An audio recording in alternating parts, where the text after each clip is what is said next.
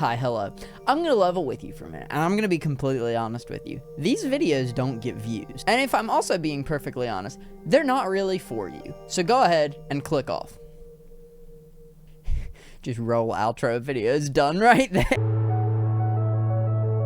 Ladies and gentlemen, I broke a record in March. I saw the most movies I've ever seen in my entire life in March. I set the record, and it will probably be the record, maybe not for my entire life, depending on what my job is, but definitely for the rest of this year, almost assuredly. And because of that, I'm going to tell you today what my 5 favorites from the month were, and my 5 least favorites. I watched an absolute ton this month. I watched a lot of short films. I went to South by Southwest, so in the span of 7 days, I ended up seeing 29 films.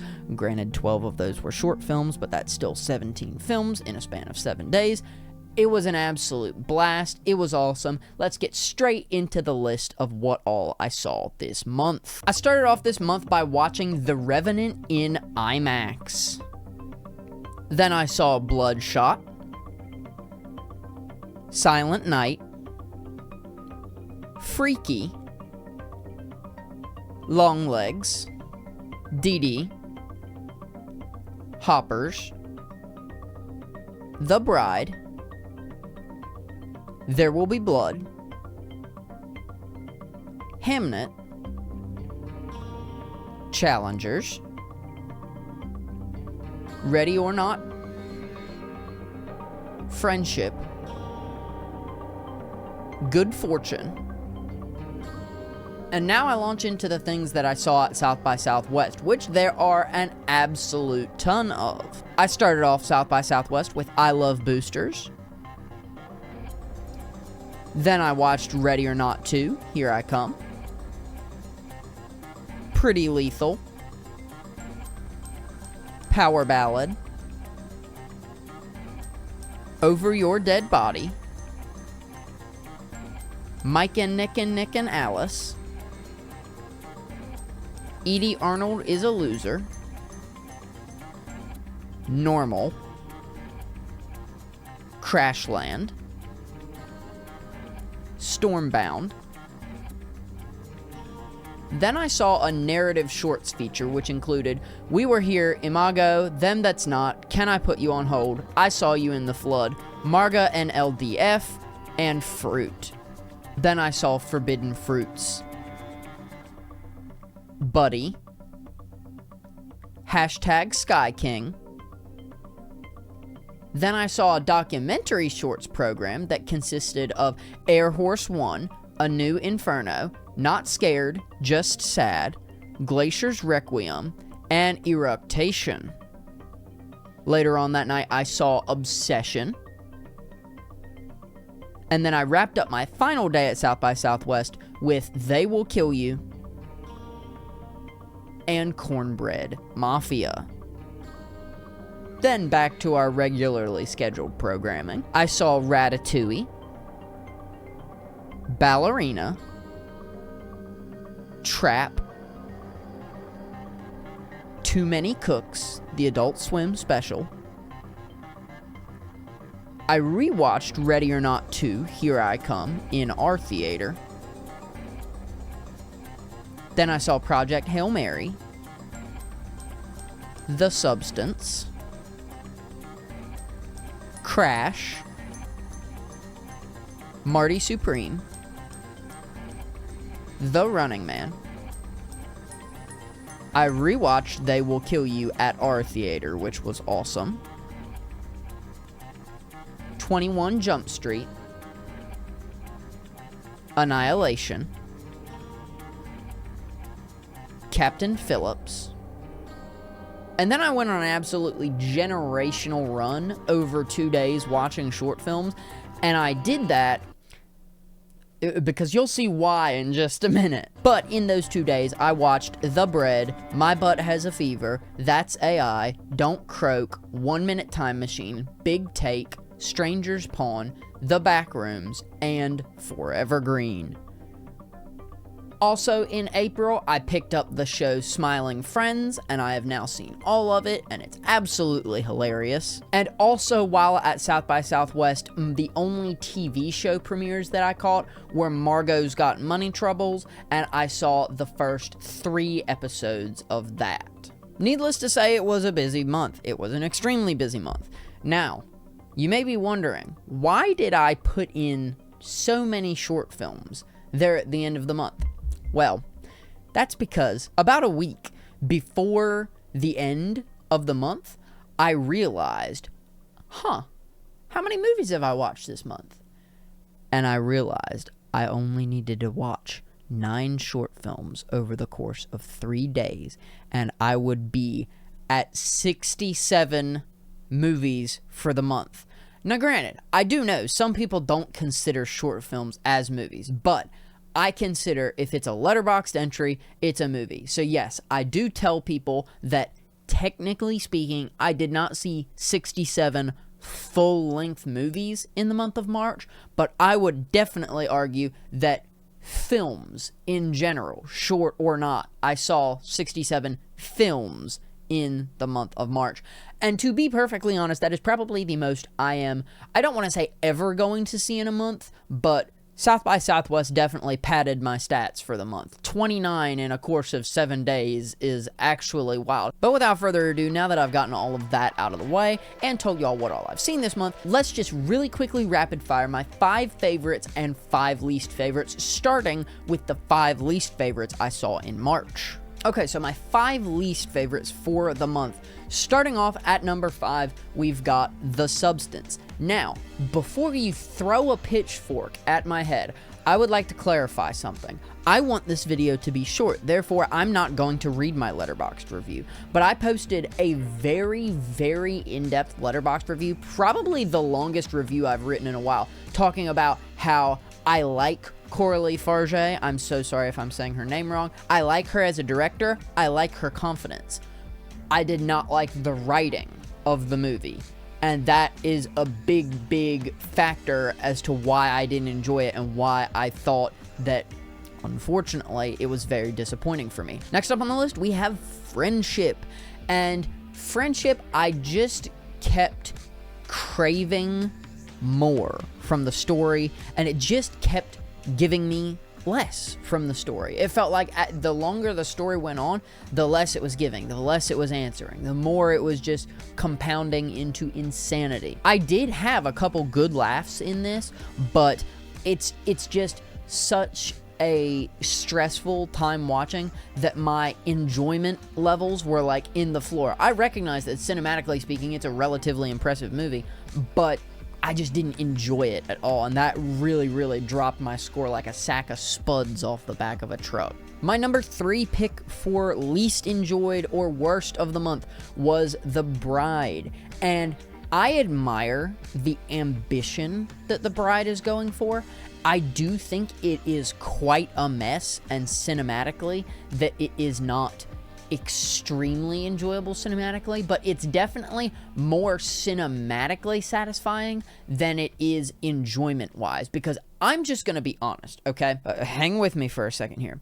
I have never had a reaction to strobing lights. There's a sequence, and I can't understand why they chose to do this, or why they did not put a warning in front of the movie that there is an extended scene where those with photosensitive epilepsy do not need to watch because of that scene. Again, I do not have epilepsy. I am not particularly sensitive to flashing lights. There is a period in this movie where it's like a 2 or 3 minute scene of literally just frames of actual movie happening. It's just flashing lights constantly, and it was so unpleasant to see. It was so aggravating. It was so unenjoyable because of that. And once again, quite like Friendship, my enjoyment was just tanked because of that scene. It was really, really unfortunate. Number 2 on the list, I'm going to try and pick up the pace a little bit here. We have Silent Night.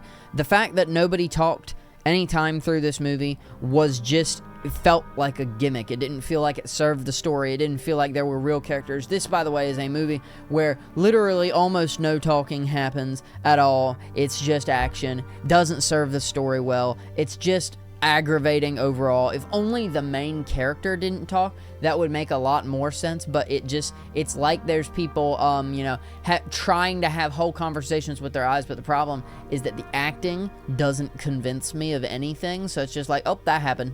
And it's just kind of a sequence of scenes stitched together. There is one good chase scene, I will give it that, but it's just very, very unenjoyable. And it's also very, very hard to... I'm going to slightly spoil things. By the way, don't go watch this movie, which is why I feel okay with spoiling things slightly. The main character has a family tragedy involved with stray gunfire. It was not targeted. It was not anything like that. In the final 30 minutes of the film, this main character, who, had an immense life change because of stray bullets carelessly being fired, fires so many stray, careless bullets that it just makes you go like, oh, well, I don't want to root for him anymore, because like the whole reason he's in this position is exactly what he's doing currently. It's just a pretty obnoxious film that I did not care for at all. And finally, we have Crash. And I had to watch this because of school.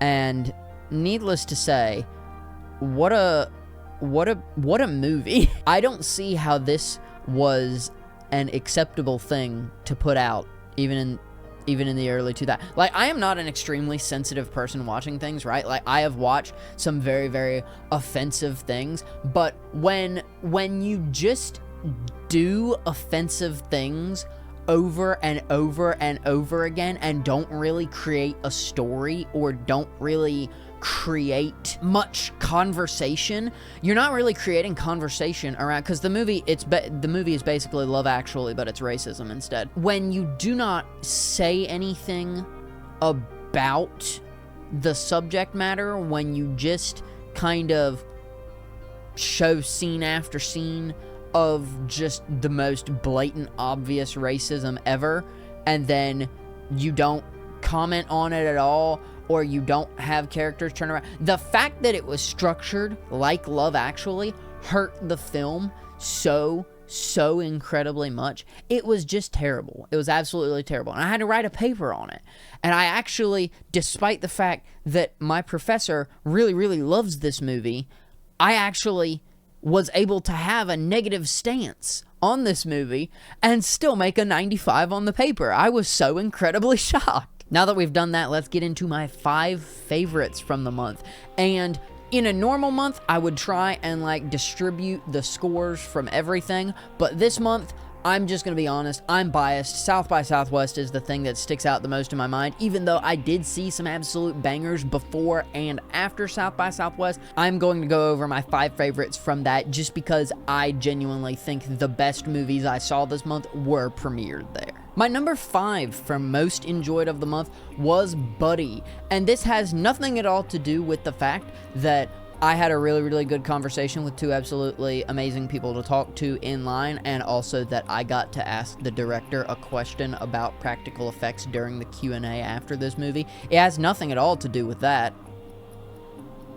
This was really good. I really enjoyed it. I'm a sucker for some good mascot horror, and this is really good, thought out, entertaining, and fun mascot horror. There were a lot of really good jump scares in this. There was just good writing all around. I just liked it. I had a great time with it. Number 4 is They Will Kill You. And granted, this did drop a little on a rewatch, but it was so wacky and zany and fun to experience with a packed theater. It was just a great time, and I enjoyed it a lot overall. I'm probably going to make a long-form review for it very, very soon. Number 3 is Power Ballad, and this is a movie that I did not expect to enjoy, especially from the first 20 minutes. The first 20 minutes are it's still funny, but it's very slow moving in the first 20 minutes, and I didn't really care for that. Once the inciting incident happens in this movie, though, it's like 100 miles an hour the entire movie. It's a fantastic time. It's all about the music industry, and it's all about artist credit. That's a little topical nowadays. And it was some really, really good acting from both Paul Rudd and Nick Jonas. The general consensus, I'm actually a little surprised, the general consensus around this movie is that it's like a middle-of-the-road, fine movie. I really, really enjoyed it. I gave it 4.5 stars, and I gave it a 9 out of 10 overall. I thought that the ending was very, very heartfelt and very, very deserved by all characters involved. It didn't feel like it came out of nowhere, and that was one of the biggest criticisms that I saw about the movie, is that the ending, it feels to some people like it kind of came out of nowhere and wasn't building towards that. I personally think it did, but that's personal opinion. That's the good thing about being a bunch of different people watching the movie, is that you're gonna have a bunch of different opinions about it, and I just happen to be on the extremely high end of enjoyment for this film. Number 2 is Obsession, and I'm gonna make a bold claim because I want a clip of this. I think Obsession is going to be this year's Sinners. Now, it does not have quite as wide distribution as Sinners, I do believe. It's Focus Features as opposed to Warner Brothers. However, Obsession is one of, if not the best written movie I've seen this year. It is an extremely sharp horror movie, pun intended. It so effortlessly manages to balance the funny with the horror. Like, it's kind of crazy. I have not seen, with the exception of Weapons, I have not seen a movie balance the two so incredibly. It's a fantastic film. I am so happy I got in to see it. I was the second to last ticket to get into this movie there at South by Southwest. It's a fantastic time. It's really, really good. I can't wait to watch it again. I think it's going to go down as one of, if not this year's best horror film. And finally, my favorite film from March. It's my favorite film of South by Southwest, favorite film of March. We've got Crashland. This was such a great time for a variety of reasons. Once again, talked with some awesome, incredible people in the line, made some friends that I still communicate with, even though we live on literally opposite sides of the U.S. Finn Wolfhard sat 2 rows behind me within 10 feet of me. That was also really, really awesome. And it was just a great time. It was just a great film. It was a very, very heartfelt film. This is the hardest I laughed at all of South by Southwest. This is also some of the most I felt emotional at South by Southwest. It felt like a very, very, again, kind of like Obsession. It was a shocking blend of comedy and drama going into this film. I really, really enjoyed it. I liked the style. I liked the direction. I think the story's great. I think the acting is incredible. It's just a great time overall, and I highly enjoyed it. And I'm really sad this doesn't have distribution yet, because that makes me feel like it's going to be another 2 or 3 years before this movie gets a theatrical release, if it even gets a theatrical release. I'm really, really praying that it does. But I had a fantastic time watching this, and it's by far my favorite of the month. But yeah, that's what all I watched in March of 2026. Saw 67 films. Let me know what you saw in the comments down below, and I will see you guys in the next one. You can click last month's video here, and you can watch some other random garbage I've made right here. Go ahead, click on them. You like the new microphone? It sounds a lot better.